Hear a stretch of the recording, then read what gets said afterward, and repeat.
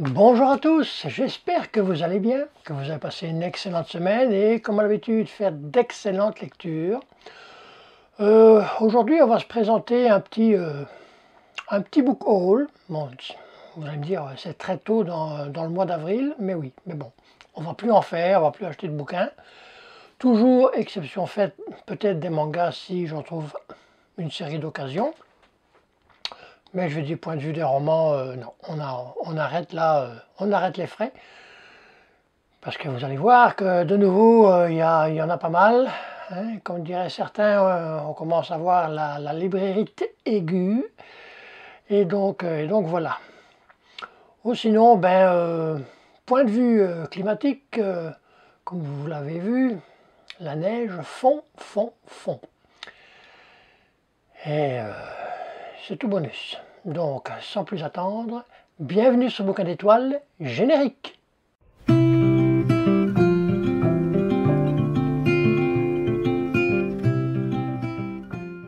Alors, on va commencer par les mangas. Donc, j'ai acheté d'occasion, comme à l'habitude, une série complète en 7 volumes. C'est A Silent Voice de Yoshitoki Oima aux éditions Kiun. Et donc, concernant la mangaka Yoshitoki Oima, elle a fait ça, je crois, en 2006, alors qu'elle était âgée juste de 24 ans. C'est vraiment pas mal parce que, wow. On en a parlé, en veux-tu, en voilà, sur les chaînes des différents booktubers qui présentent les mangas. C'est quasi une série culte, Silent Voice.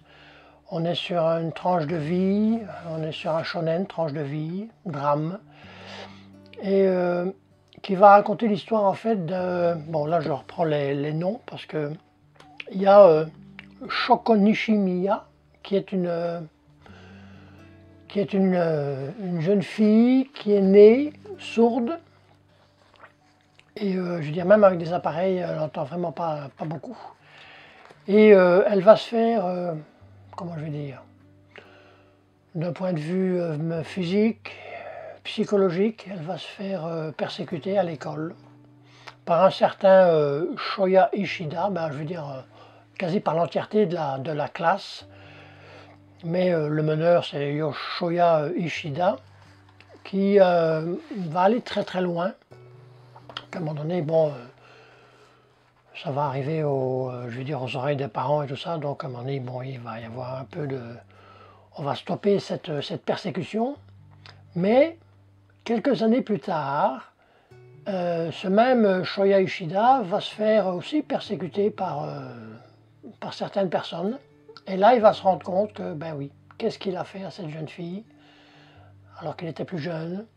Et il va essayer de la retrouver pour, quelque part, se faire pardonner. Donc ça, c'est vraiment le synopsis global de la saga. Faut savoir aussi, donc, concernant la mangaka Yoshitoki Oima, c'est qu'elle elle a commencé en tant que dessinatrice sur le Marduk Scramble, qui était aussi une saga en 7 volumes, mais malheureusement pour l'instant il n'y en a que 2 qui sont traduits en français. Et actuellement, elle est en train de faire une autre série manga, mais là je crois qu'elle est toujours en cours, je crois qu'il y a 23 ou 24 volumes déjà parus au Japon. C'est To Your Eternity. Et en même temps, elle s'occupe de l'animé. Donc voilà pour son travail actuel. Donc ça va certainement être une très bonne lecture, je crois, parce que je n'ai jamais entendu du mal de cette série. Tout le monde la loue quasi, c'est vraiment plein de louanges. Donc voilà. Donc on va bientôt la commencer. Voilà pour les mangas. Alors, au point de vue des romans, vous allez voir qu'il y a encore pas mal de nouveaux auteurs, nouvelles autrices, plutôt des autrices. Donc, le premier roman ici, c'est La Tresse de Laetitia Colombini, aux éditions Le Livre de Poche. Bon, j'ai été voir, vu que je n'ai jamais lu Laetitia Colombani. C'est une autrice, romancière, elle est aussi actrice, réalisatrice aussi. Ça, c'est son premier livre qu'elle a écrit, qui, entre parenthèses, a eu de nombreuses récompenses, dont, là je vous lis, en 2017, parce qu'elle l'a écrit en 2017, le trophée littéraire, prix Ulysse, donc ça c'est le prix du meilleur premier roman, et le Globe de Cristal en 2018. Alors, je vais vous lire directement le 4e de page. On est en Inde, donc on va voyager pas mal. Smita est une intouchable. Elle rêve de voir sa fille échapper à sa condition misérable et entrer à l'école. En Sicile, Giulia travaille dans l'atelier de son père. Lorsqu'il est victime d'un accident, elle découvre que l'entreprise familiale est ruinée. On s'en va au Canada. Sarah, avocate réputée, va être promue à la tête de son cabinet quand elle apprend qu'elle est gravement malade. Liées sans le savoir par ce qu'elles ont de plus intime et de plus singulier, Smita, Giulia et Sarah refusent le sort qui leur est réservé et décident de se battre. Vibrantes d'humanité, leurs histoires tissent une tresse d'espoir et de solidarité. 3 femmes, 3 vies, 3 continents, une même soif de liberté. Un roman dans lequel il y a tout, la musique, le rythme, le suspense, les personnages, forts, superbes, et puis une intrigue qui vous serre le cœur. Donc, à mon avis, j'ai souvent de dire que bon, quand les bouquins sont peu épais, il y en a pas mal, hein, comme on dit, à boire et à manger. Je crois que ça va être une excellente lecture. Si je veux dire, c'est une... La Tresse, c'est un livre que pour l'instant mon épouse est en train de lire, et donc certainement qu'on va le lire par la suite. Donc Laetitia Colombani, La Tresse. Alors, le suivant, c'est également une autrice, une nouvelle autrice pour moi, c'est Anne-Marie MacDonald dans Un parfum de cèdre, ici aux éditions Flammarion Québec. Alors ce roman, bon, des fois, comme je vous le dis, je regarde le 4e de page, des fois pas. Bon. Mais quand je ne connais pas vraiment du tout, je veux dire, l'autrice, Un parfum de cèdre, bon, c'est le titre qui m'a interloqué, qui m'a attiré. Alors, je regarde le 4e de page, mais pas grand-chose. Juste pour dire, ça, bon, c'est bien à le préciser quand même, parce que je ne savais même pas que ça existait. C'est un prix qui, bon, ici au Canada, je ne sais pas en France si ça existe, un prix qui récompense la traduction, parce que c'est un livre qui a été écrit en langue anglaise, et donc la traduction est de Laurie Saint-Martin et de Paul Gagné, qui ont reçu ici au Canada le prix du gouverneur général, donc pour la traduction. À part ça, bon, il n'y a pas grand-chose. Concernant Anne-Marie MacDonald, c'est une, comment je vais dire, elle a publié à peu près une dizaine de romans. Celui-ci date de 1996. Et donc elle est autrice, elle est comédienne, elle est dramaturge. Donc encore pas mal de casquettes à son actif. Comment je vais dire? Ici, il marque par exemple qu'un roman qui m'a laissé une impression du coup de cœur et de coup de poing par Sophie-André Blondin, la liste des 100 livres d'ici incontournables. Donc, je vais vous lire un peu l'histoire de ce que ça va raconter. Du Cap-Breton, début du siècle, jusqu'au New York des années jazz, voici le destin mouvementé de James Pepper et de ses 4 filles. Kathleen, l'aînée, développe en grandissant une voix exceptionnelle. Son père lui voue une admiration sans borne et veut faire d'elle une cantatrice célèbre. Mais le destin de la famille semble marqué par le drame et l'admiration ressemble de plus en plus à une obsession. Donc, moi j'avais lu le 4e de page aussi, c'était marqué quand même que le roman de MacDonald allie remarquablement bien le mélodrame et un rythme endiablé à une profondeur de recherche historique. C'est mon dada. Ici, on a affaire pas seulement à une conteuse habile, mais à une romancière qui sait utiliser le passé. Donc, dit comme ça, je l'ai pris. Il y a quand même pas mal de... Bon, là, je le découvre avec vous, mais il y a quand même des en-têtes de pages ou de chapitres qui sont super jolis. Voilà, voilà. Donc, un parfum de cèdre. Alors, suivant, là, on va être sur un même auteur dont j'ai acheté 4 livres. Il y en a un qui a été en occasion et 3 que j'ai acheté hier en librairie. Je ne sais pas si vous avez une idée. 4 bouquins du même auteur. Pour l'instant, c'est l'auteur que j'ai le plus lu qui est dans ma bibliothèque. Donc, de là. Hein. Et oui, Stephen King, avec L'Outsider, Carrie, son premier, Shining, et non, je l'avais encore jamais lu, Shining. Et ici, c'était le premier, parce que c'est en 2 volumes, Dôme. Ça, c'était en livre d'occasion. Donc, c'est ça. Pourquoi 4 bouquins de Stephen King alors que là, il n'y en a plus sur ma gauche, mais derrière moi, j'en ai encore, regardons, j'en ai encore 2, avec Histoire de Lisée et Bazar. Donc ce qui m'en fait 6. Mais en même temps, bon, l'un va pas sans l'autre, c'est que moi pour l'instant, comme vous le savez, ben, la plupart d'entre vous le savent, c'est que je prépare je crois que ça viendra d'ici une semaine, 15 jours, parce que c'est quand même long à la préparation, surtout au point de vue de recherche. Je vais faire une vidéo spéciale sur Stephen King. On va essayer de lancer une nouvelle, je veux dire une nouvelle forme de vidéo. On va bien voir si ça marche.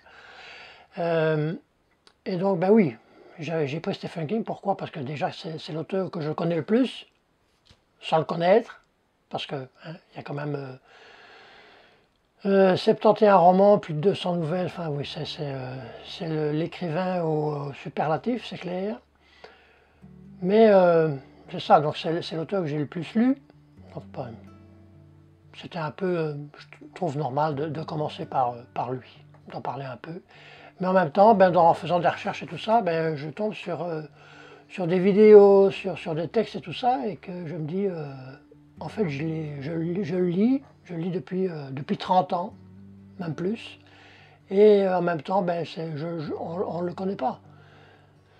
Donc c'est ça, et ben je vais dire, de fil en aiguille, on se dit, bon oui, hein, on va en acheter, on va en acheter. On va tout lire. Là, je pense à quelqu'un en particulier, à Gilles. Peut-être qu'on va peut-être faire tous les Stephen King, et les relire, pourquoi pas, soyons fous. Donc voilà, ça ce sont 4 romans que je n'ai encore jamais lus. Il y en a d'autres aussi, par exemple, que j'aimerais bien relire, notamment Fléau et tout ça, mais bon, donc voilà. Voilà pour ce book haul de mois d'avril concernant Stephen King, ben, j'en ai 4. Là, je ne vais pas passer mon temps à vous dire, je vais dire ce qu'il en retourne. Hein, Dôme, forcément, on a fait une série télévisée à succès. Shining, comme je dis, je n'ai jamais... Bon, ici, c'est avec une nouvelle traduction. Alors, je ne saurais pas dire quelle est la différence avec l'ancienne, vu que je ne l'ai jamais lu. Shining, bon, forcément, oui. J'ai regardé le film à peu près comme tout le monde, avec Jack Nicholson. Ben, Stephen King, Le Dôme, j'ai regardé toute la série, toutes les saisons. Carrie, c'est son premier. Je commencerai peut-être bien par celui-là, enfin je sais pas. On verra bien de toute façon. Et L'Outsider, je sais pas de quoi il en retourne. Là par contre, vous voyez, j'ai pas regardé les 4e de page de aucun. en sachant bien déjà que, bon, Carrie, j'en avais une idée, Shining aussi, et puis Dome aussi. Non, mais l'Outsider, je ne sais pas du tout de quoi ça parle. Donc voilà. Donc ça, c'était pour Stephen King. Alors ensuite, ben là je vais vous le présenter vite fait parce que j'ai déjà présenté dans le dernier book haul. Comment cela fait-il? Ben, je ne l'avais pas encore physiquement, donc cette fois-ci je l'ai. Parce que ça va être la prochaine lecture commune, c'est les Chroniques saxonnes de Bernard Cornwell et le tome 1, Le Dernier Royaume. Donc comme je dis qu'on va faire en lecture commune avec Bérangère et Gilles. Mais n'hésitez surtout pas, et ça pour tous les bouquins que je vous présente, que si vous avez l'envie de faire une lecture commune, n'hésitez pas. Donc ça ici c'est aux éditions Bragelonne. Alors il faut savoir, bon, je le répète juste un petit peu, c'est que Bernard Cornwell c'est un auteur britannique qui en a écrit et qui en a écrit. Ici, les Chroniques saxonnes, c'est une saga en 13 volumes, édition anglaise, langue anglaise, et seulement 6 qui ont été traduits en français. Mais le problème, s'il y a problème, c'est que les 4 premiers tomes, bon là je reprends les dates, ont été traduits en français de 2005 à 2009 et c'était avec les éditions Lafon. Et ensuite, plus rien. Bragelonne a repris, donc a continué, je vais dire, les traductions, donc du volume 5 et du volume 6, les deux, je crois, la même année, en 2022. Donc là, il s'est passé de nouveau 2 ans et demi, 3 ans, plus rien. Il reste quand même 7 à traduire. Donc, est-ce que ça va être traduit un jour?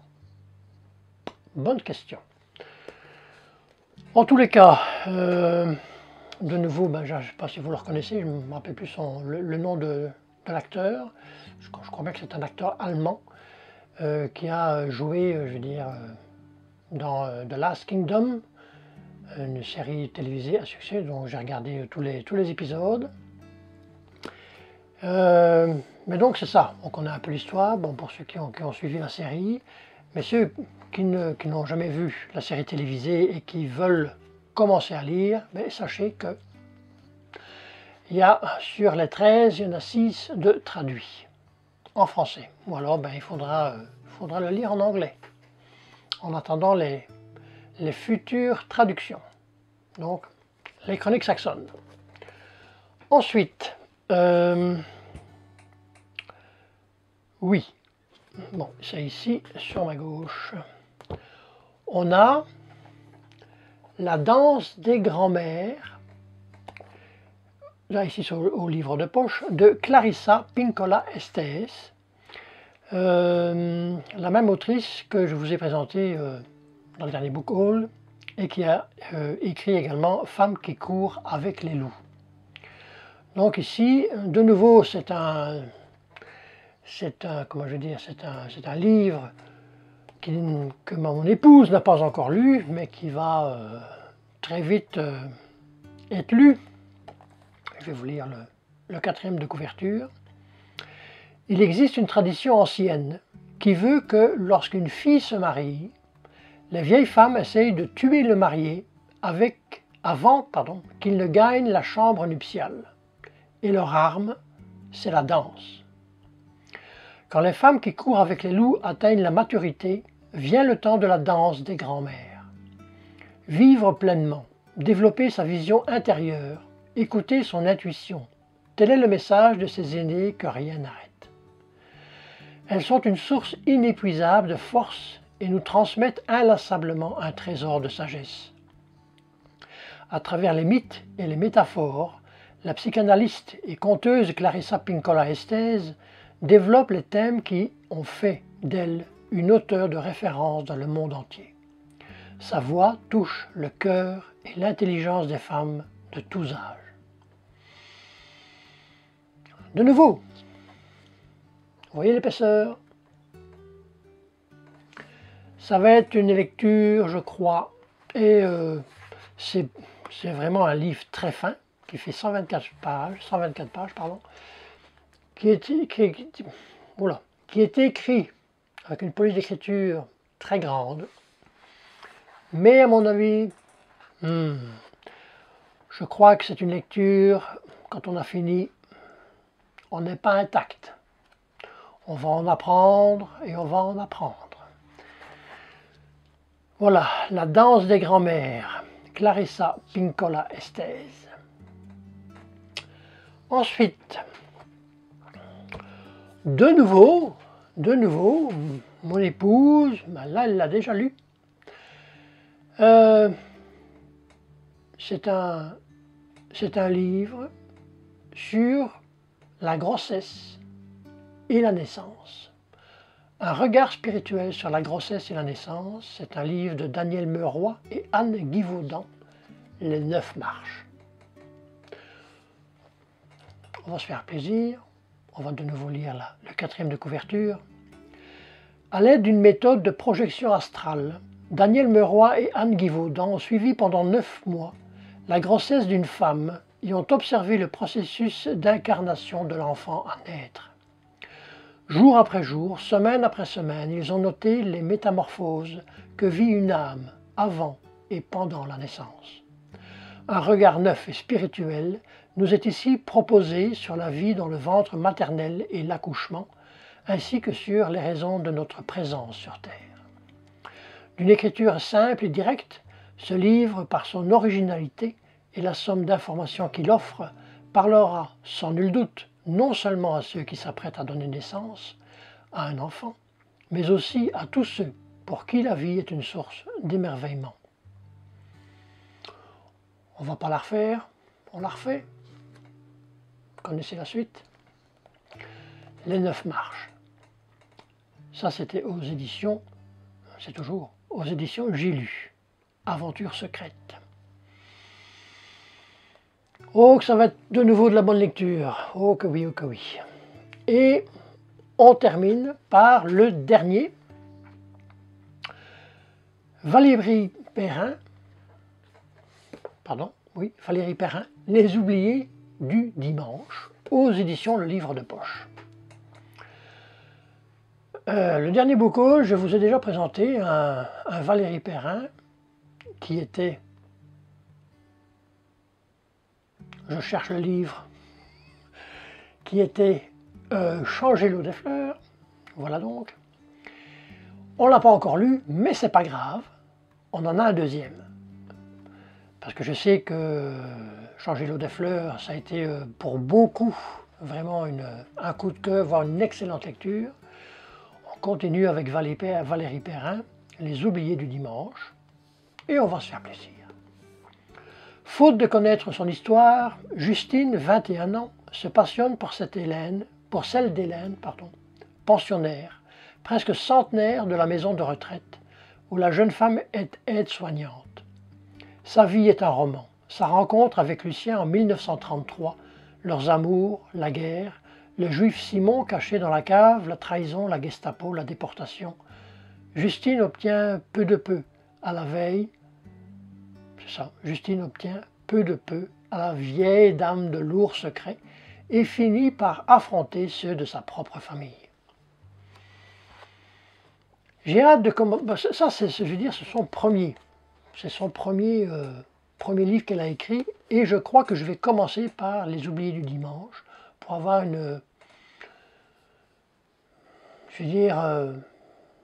ressentir sa première plume avant de commencer Changer l'eau des fleurs. Donc voilà. Si je ne l'ai pas dit, c'était au livre de poche. Donc voilà, c'est ce qui termine je crois, ce beau book haul du mois d'avril, excepté, comme je l'ai dit en début de vidéo, si je trouve une série manga complète, parce que là je termine Peacemaker, qui n'est pas folichon, il faut bien le dire. Là on va continuer avec Chobit, et puis bon ben j'aurai A Silent Voice, donc après j'en ai plus. Donc il faudra commencer à prospecter. Donc voilà. Donc la semaine prochaine, je vous laisse la surprise. Je ne crois peut-être, pas sûr, que ce soit la vidéo spéciale sur Stephen King. Il faudra peut-être encore une petite semaine de plus, je ne sais pas trop. Mais bon, en attendant, la prochaine vidéo, portez-vous bien, passez une excellente semaine, faites d'excellentes lectures, et à la fois prochaine. Bye.